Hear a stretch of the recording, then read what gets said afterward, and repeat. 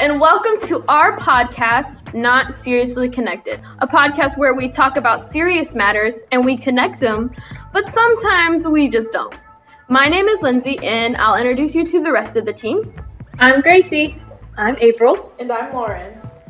So, welcome to our first official episode of Not Seriously Connected. In this episode, we will be connecting serious matters. So today, we will be talking about abortion and gun restrictions. So take it away, April. Okay, so I just want to start off by saying that it's an extremely debated topic, and it's caused a huge split between the pro-guns and the gun restriction people. One side believes that guns are a right and any restrictions are an infringement on this right, while the other side believes that guns are inherently dangerous and need more restrictions. A big part of this argument is the Second Amendment, which states that a well-regulated militia, being necessary to the security of a free state, the right of the people to keep and bear arms shall not be infringed. So I want to ask, are guns inherently dangerous? Because guns, when they were first made, were made to harm, which is completely different for the reason that they're being made now. Right. I think when they were first being created and being made and used for war, you can say, yes, they were being made to cause harm. But now that we've, grown as a whole country and, all over the world, and America specifically, we're, on our continent, we're at peace. So we don't necessarily need guns to, for protection.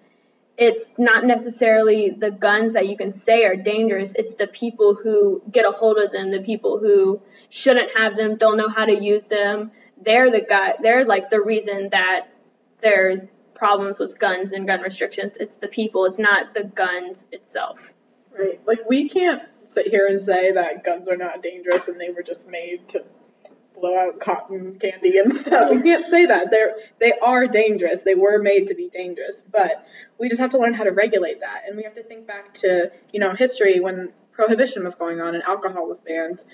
There was actually more alcohol around. So if we just go ahead and ban guns, that's not really going to do any good because they're never really going to go away. But we need to figure out a happy medium and kind of how to restrict them in a way that is keeping people safe. Yeah, exactly. So, on this topic of prohibition and, restricting, there's alcohol, and we can't completely take away alcohol, but we can restrict it to a certain extent. So, drinking and driving, obviously that's bad and dangerous. So with guns, where is that line drawn? To what extent can we restrict it while also being able to keep the types of guns we want? Yeah, so at this point, we can't completely take away guns, obviously. But I think, I don't know a lot about guns, but the type of guns that are used in, current wars, the automatic, semi-automatic, those kind of those guns, those should not be allowed to be held by the public or purchased by the public, because it's unnecessary. It's way above what is needed. Yes, you can have a gun to protect your house if there's invaders, but you don't need that serious of a weapon. Right. And especially because thinking back to last year when there was the Parkland shooting, that was a 19-year-old kid who just walked into a store one day and bought an AK-47,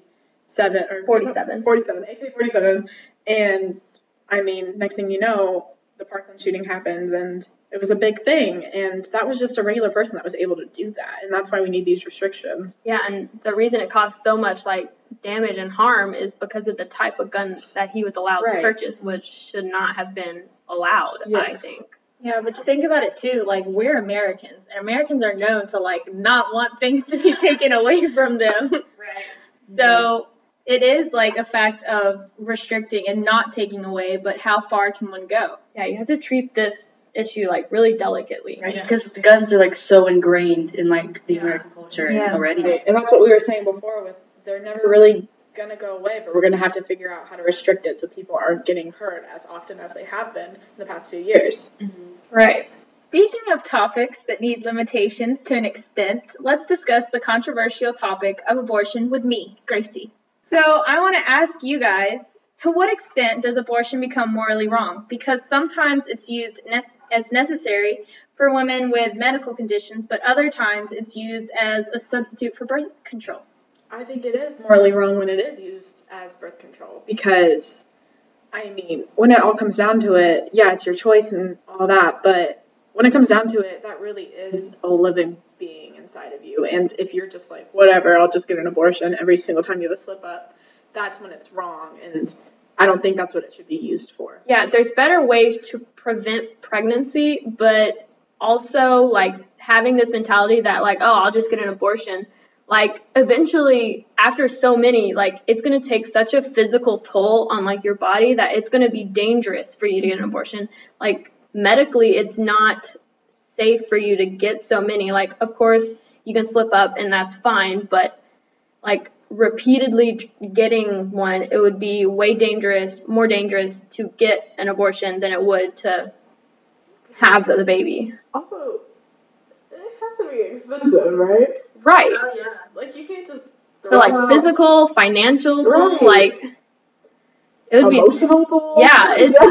Like, at some point, having the baby would be better for you Right. than going through all that. Right. So I wanted to share a story with you guys. It's about a woman who was 26 weeks pregnant, which is 5 months, when her boyfriend stabbed her to the point of the unborn baby dying.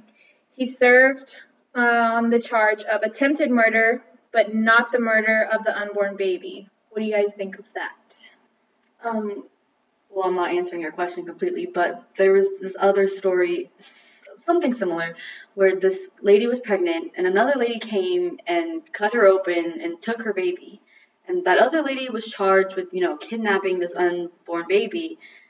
So, like, if she could be charged for kidnapping this unborn baby, how come this man couldn't be charged with murdering this unborn baby? Because in both scenarios, it's this unborn baby who we're assuming both women wanted to have at some point, Well, with both of those women were intending to have that child, and that's where it should have been, he should have been charged with kidnapping, which he was. But in your story, Gracie, I think that definitely should have been charged with murder of that child because that was going to be a living human being. So, yeah. Yeah, and there's, like, already an attachment to their mom. Like, there's some studies that go around that say you're not an actual living, breathing person until you are living and breathing. But, I mean, the child inside of you, they eat, they grow. I mean, it is a person. So, do you guys think pro-life protesters have much pull on women as they enter abortion clinics? Not even a little bit. Absolutely not. No. Because, I mean, you have to think about it. These women, for the most part, are probably just going back and forth. Should I do it? Should I not do it? Do I have the means to provide for this child? Do I not? Is this going to be a good quality of life? And it's going to take an emotional toll on any average person. So those pro-life protesters are really just making it worse by already just straining their emotional toll that these women have. Yeah, it's such a serious decision. Like, unless these protesters know every individual story of these women, they have no right to say, oh, you're just killing a baby. Like, they don't know if that woman was raped or not. They don't know that. There's so many different situations to take into account that these protesters, like, don't understand, and it would be horrible just to blame these women who are not just on a limb, like, oh, I'm just going to get an abortion. Like, it's very serious. We have to assume also that probably most of the pro-life protesters have not been put in that situation either, and they don't understand. I mean, we can't say that for everyone, but it's a pretty good assumption.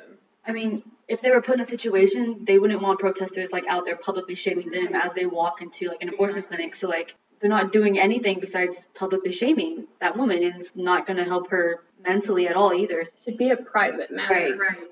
Well, all right. That is all we have for you guys today. Thank you guys so much for tuning in, and please join us next time where we will be talking about some lighter topics. So, see you guys later. Bye. Bye.